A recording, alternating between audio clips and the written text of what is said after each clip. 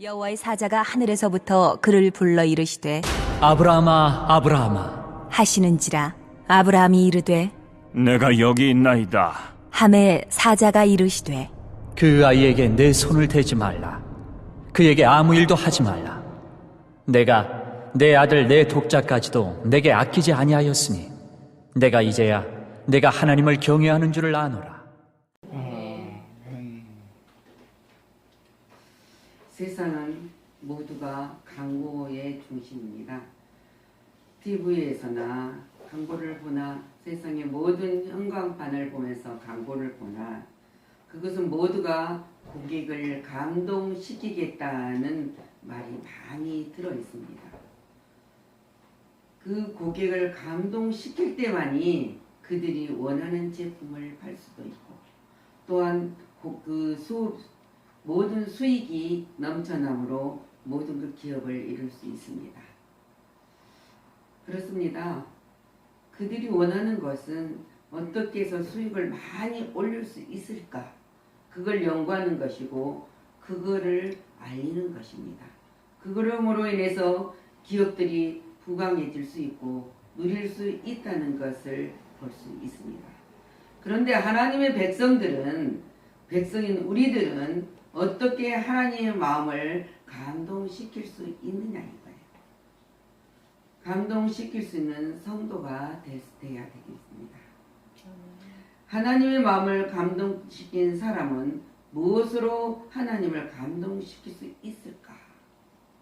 때로는 고민하는 자도 돼야 되겠고 때로는 무언가 찾으면서 하나님 앞에 맡기고 여쭈는 귀한 역사가 있어야 되겠다.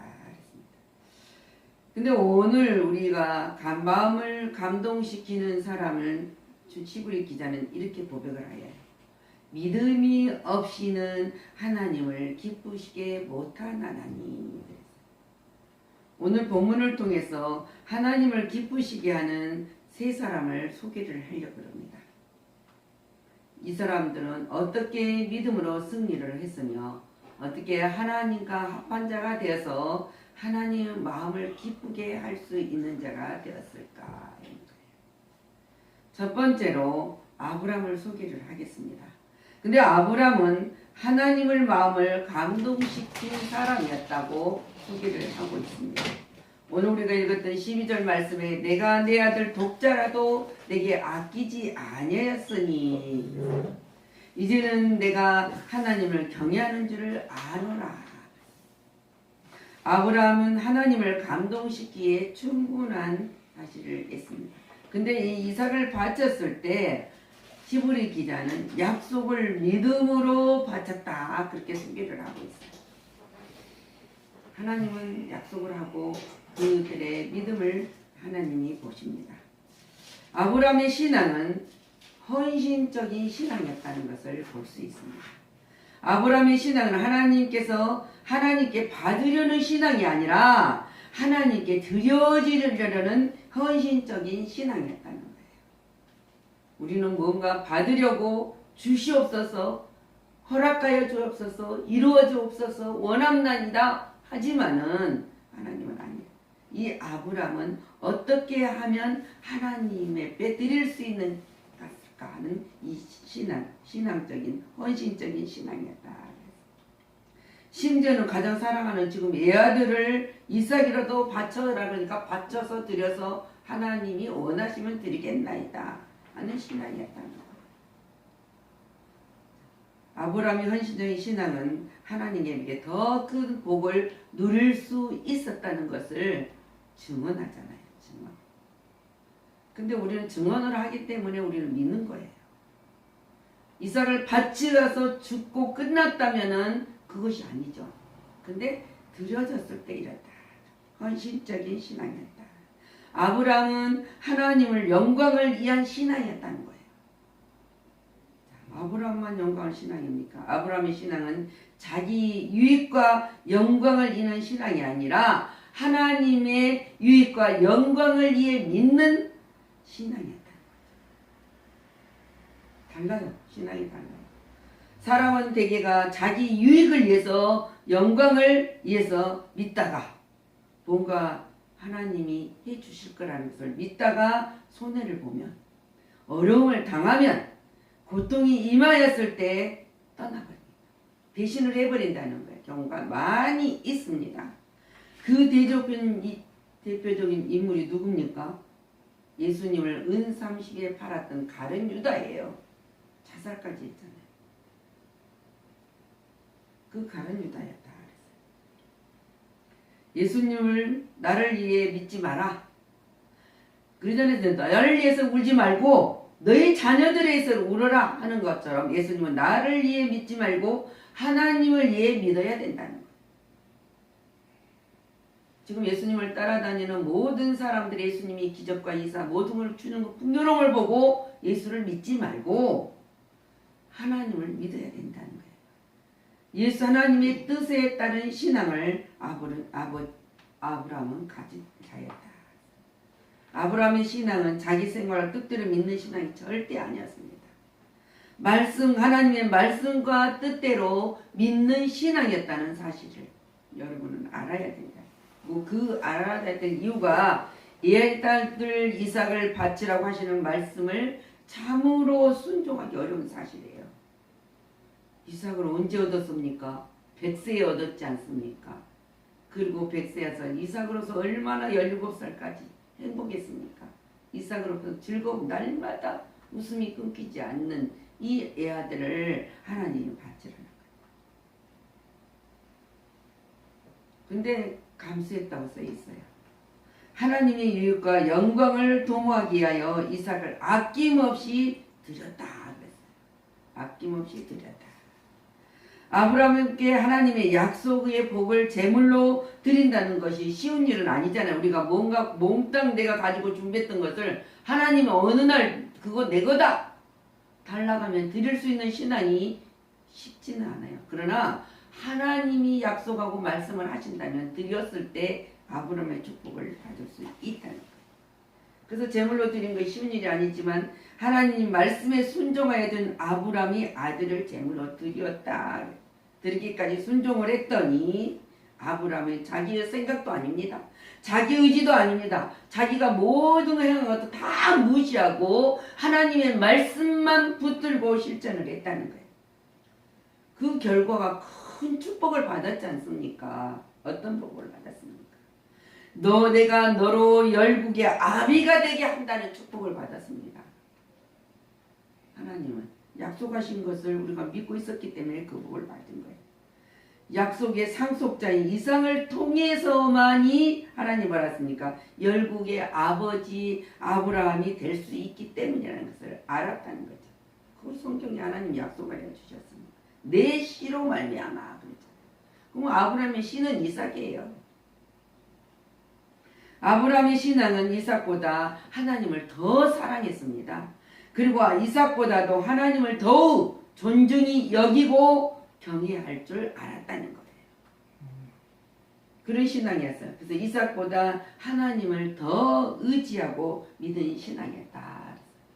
이삭을 보면 즐거워하고 기쁨은 그 기쁨을 누릴 수 있는 것이 아니라 더 많은가 나는 하나님 여호와로 말미암아 즐거워하리 그랬다는 거예요. 그 신앙이었다는 거예요. 이와 같은 아브라함의 신앙은 마침내 여호와의 이레의 복을 받았다고 증언되고 있습니다. 어떤 복을 받았습니까? 번성의 복을 받았습니다. 승리의 복도 받았습니다. 천하 만민의 복의 원천이 되었다는 거예요. 얼마나 놀라운 복을 받았습니까? 신앙의 사람들은 아브라함의 신앙을 본받아 믿음으로 하나님 앞에 복을 받는 생활을 해야 된다는 거예요. 생활 안 하면 손해죠. 자, 두 번째로는 하나님을 감동시킨 다윗을 소개하겠습니다. 오늘 사도행전 13장 22절 말씀에 이렇게 증언해요.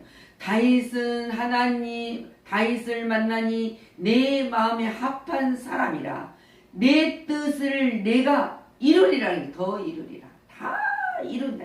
다윗을 통해서 하나님의 뜻을 다 이룬다는 거예요. 그럼 여러분을 통해서 하나님 무엇을 이루기를 원하시냐 이거예요. 근데 그 이루기 위해서는 뭡니까? 하나님 앞에 하나님을 감동시킬 줄 알아야 된다는 거죠. 다윗은 하나님을 감동시킨 사람이라고 증언하잖아요. 하나님께서 이스라엘 초대왕을 사울을 세웠습니다. 근데 사울을 세웠을 때 성경에 이렇게 기록이 되어 있어요. 모든 사람보다 목에서 위에 더 후출하고 잘생겼고 늠름하고 그랬다. 그렇게 기록이 되어 있어요. 근데 그 기록된 그 사울이 하나님의 명령을 불순종한 거예요. 하나님 명령을 거역하는 거예요. 그래서 하나님은 사울을 버렸다고 기록되어 있어요. 하나님 마음에 합한 다윗을 택하여 왕으로 세우셨다고 기록이 되어 있단 말입니다. 그잖아요? 다윗은 어떤 생활을 하였기에 하나님의 마음에 합한 자가 되었나, 합한 사람이 되었는가를 우리는 깊이 새김질하면서 우리도 똑같은 사람이 돼야 된다. 그 믿음만 있으면 돼요. 근데 다윗은 맡은 일에 충성을 다하는 사람이었다는 거예요. 자기가 맡은 일. 다윗은 아버지의 양을 쳤습니다. 양을 쳐 보잘것없는 목동이었어요. 그러나 그는 한 번도 불평하지도 않았어요. 불만하지도 없어요. 양을 치는 일에 다 하고 충성을 다했는데 어느 정도 충성을 하는 아버지의 양을 지키면서 길게 해서 무서운 사자와 이리떼가 양을 해치려고 할 때 뭡니까? 자기의 생명을 위협을 받으면서까지도 그 위험을 무릅쓰고 사나운 짐승들과 싸워서 양을 보호했다고 기록이 되어 있어요. 하나님은 우리를 이렇게 보호해요. 다윗이 이 양을 보호합니다. 우리를 이렇게 보호한단 말입니다. 그런 다윗은 믿음의 위대한 사람이 되었습니다. 사람이었습니다. 그가 블레셋 골리앗하고 치러갈 때 이스라엘 백성들이 골리앗을 보면서 다 두려워 떨고 있었을 때 다윗은 뭐라고 말합니까? 여호와께서 내게 나를 사자의 발톱에서도 건져내어 주셨은즉 나를 블레셋 사람에게서도 건져내리라고 애쳤던 것을 우리가 볼 수 있습니다. 우리가 어떤 상황이 우리에게 부딪힙니까? 이 상황에서 회복될 수 있는 것도, 이 상황에서 우리가 헤쳐나갈 수 있는 것도 하나님이시라는 것, 하나님이 나를 건져주실까는 것은 애치는 자, 믿는 자예요. 믿는 자에게 애쳤을 때 뭐라고 말합니까? 위대한 그의 믿음이 하나님의 마음에 합한 사람이 될 수 있었다. 바울이 다윗이 그러잖아요. 내가 이 하나님의 이름으로 물맷돌 5개와 도석기를 가지고 가서 싸운대. 만군의 여호와 이름으로 말하노라 외쳤다는 거예요. 그래서 골리앗을 이겼잖아요. 그냥 그 말만 있으면 우리가 아무 소용이 없죠. 골리앗가 넘어졌단 말입니다. 쓰러졌어. 죽었단 말입니다. 왜? 하나님의 이름으로 외칠 때 모든 것을 해결할 수 있고 이길 수 있고 승리할 수 있다는 것. 그것이 믿음의 위대한 사람이 될 수 있다는 거예요. 그래서 오늘 우리가 시브리 기자가 믿음 없이는 하나님을 기쁘시게 못하느니 하나님께 나아간 자는 그가 계신 것과 또한 그가 자기를 찾는 자들에게 상 주시님을 뭡니까? 믿어야 할지니라. 그가 하나님이 한 번 아니에요. 믿음 없이 나아가는 자는 내가 반드시 그가 계신 것과 나를 반드시 그분이 함께하여 주신다. 그리고 그분이 우리에게 상을 주신다. 그러므로 믿음을 가지고 범사 행하는 자가 하나님의 마음에 합한 사람인 것입니다.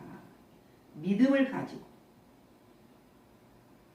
자, 다윗은 영적 권위를 존중할 줄 아는 사람이었다는 것. 다윗은 자기를 죽이려고 하는 사울 왕을 피해서 얼마나 많은 고난을 겪었습니까? 그런데 사울을 죽일 수 있는 기회가 여러 번 있었어요. 죽입시다! 부하들이 그러잖아요. 근데 다윗은 안 죽여요. 내가 어떻게 기름 부은 종들을 내 손으로 죽일 수 있느냐? 왜? 기름 부을 때 하나님이 사울을 기름을 부었기 때문에. 어떤 상황이 있어요. 그것은 뭡니까? 우리가 보기에 합당하지 않는 사람, 마음에 들지 않는 사람 있어요. 많아요. 서로 간에. 그래도 우리가 그를 정죄할 수는 없다는 거예요. 그래서 기름 부은 종을 존중히 여길 줄 아는 다윗은 하나님 마음에 합한 자가 됐다. 그냥 합한 자가 아니에요. 그리고 다윗은 그는 회개에 예민한 사람이었다는 것을 증언하고 있어요. 자, 다윗이 솔로몬 어머니 바세바를 범하고 우리아 아내를 범하고 범죄했을 때 나단 선지자가 말을 할 때 당신이요 할 때 무릎을 꿇었던 사람. 그러니까 선지자 활동을 죄를 지적받았을 때 지체하지 아니하고 그 자리에서 무릎을 꿇었단 말입니다. 회개했단 말 그대로 하나님께 회개했다. 회개하되 회개의 눈물을 흘렸는데 성경에서 어떻게 하냐면 침상을 적시기까지 철저히 회개를 했다는 거예요. 철저히 회개. 그냥 회개. 하나님 안녕 잘못했습니다. 어떤 사람이 뭔가 사람을 굉장히 억울하게 누멸시고 괴롭게 해야 하다가 미안해 잘못했어. 그걸로 끝나는 거 아니에요. 미안해 잘못했어. 그 말도 안 한 사람보다 한 사람이 낫겠죠. 근데 아니야. 하나님은 철저히 내가 무엇을 잘못했는가 알고 얘기하였을 때 역사가 바뀌는 거예요. 생각이 바뀌는 거예요. 그랬을 때 마음의 합한 자가 된 것입니다. 하나님께서는 하나님 마음에 합한 사람을 택하여서 세우십니다. 그리고 그를 통하여서 역사하셔요. 아무하고 역사하는 거죠. 하나님과 합한 생활을 하는 사람에게는 뭐를 줍니까? 그냥 만사형통의 복을 주신다. 만사형통의 복을 주시고 모든 위험에서 건져주신다.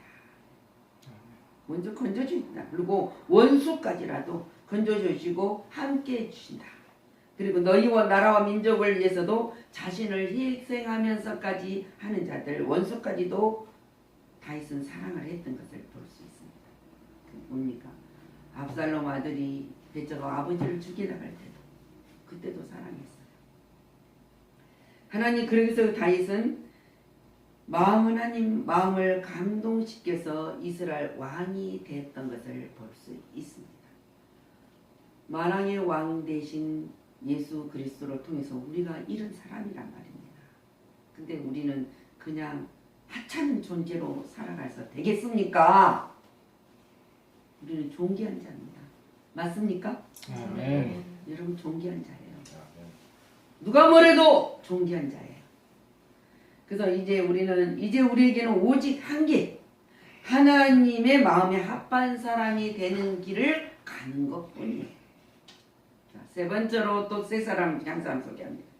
예수님 마음을 감동케 하는 이방인의 사람 백부장이 있다. 군대 장관 백부장.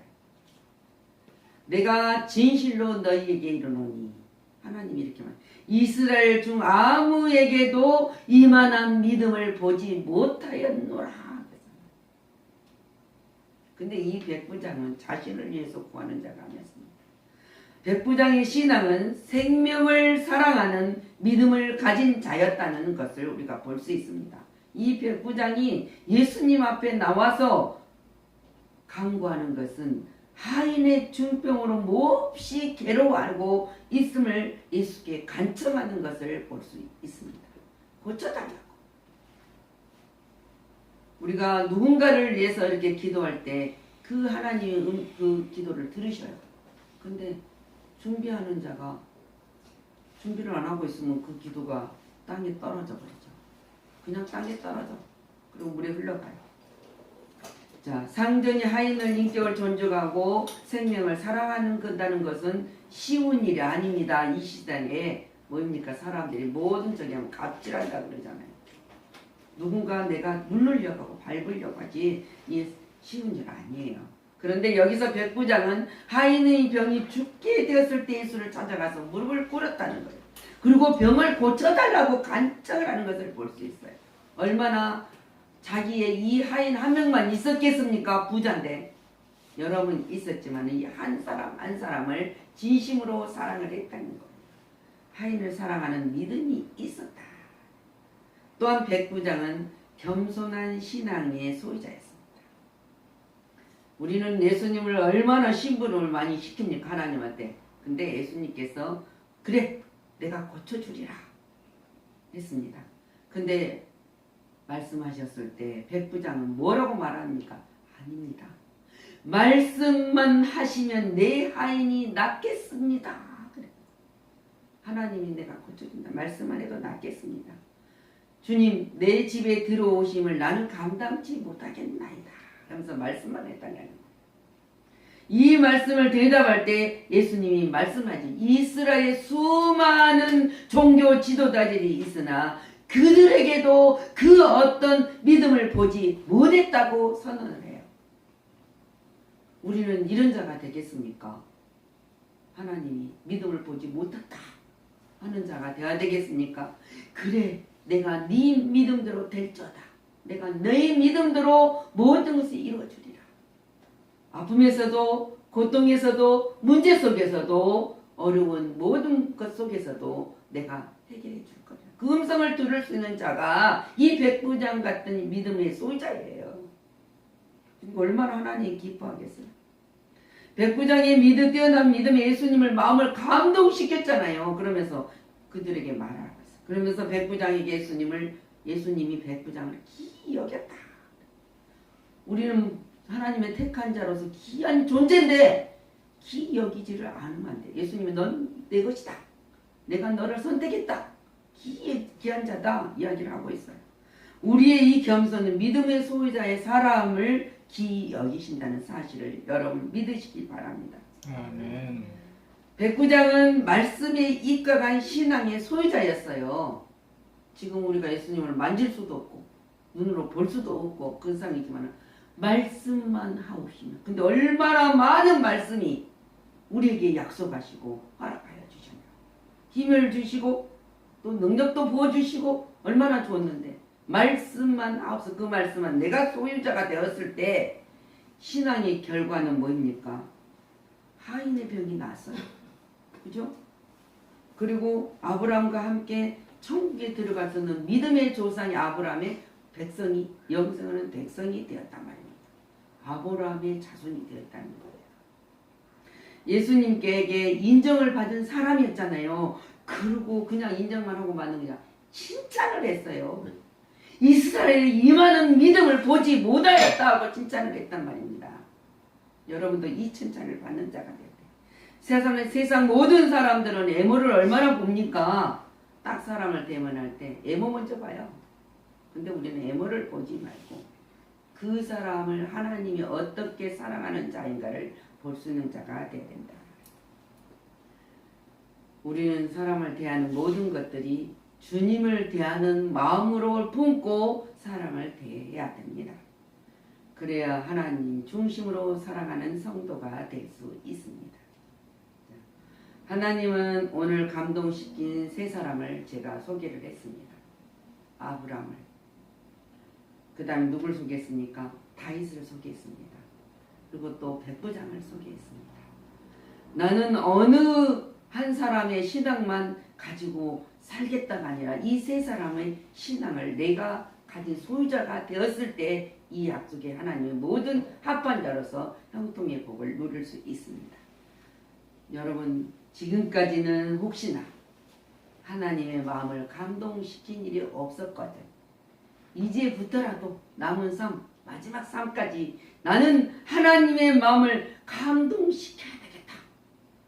그 믿음을 가져야 되겠다. 그리고 축복의 통로를 열어준 것을 그냥 주저하지 않냐고 달려가겠노라. 그래서 바울이 그러잖아. 내가 믿음을 지키고 달려간다 그래서 달려갔을 때만은 역사는 주저앉아 있는 자나 되돌아보는 자나 세상을 보고 두려워한 자나 그런 자는 하나님이 함께 하시잖아요. 모든 두렵고 문제를 다 가지고 하나님 안에 나의 안에 들어오면 내가 열매를 맺게 하신다고 하지 않았습니까? 여러분은 그 축복을 받는 자입니다. 그 약속을 받는 자라는 사실을 잊어서는 절대로 안 됩니다. 그래서 주님의 마음에 합한 자가 되어서 믿음으로 승리하는 자가 되시기를 예수 그리스도 이름으로 축복합니다. 아멘. 기도합니다.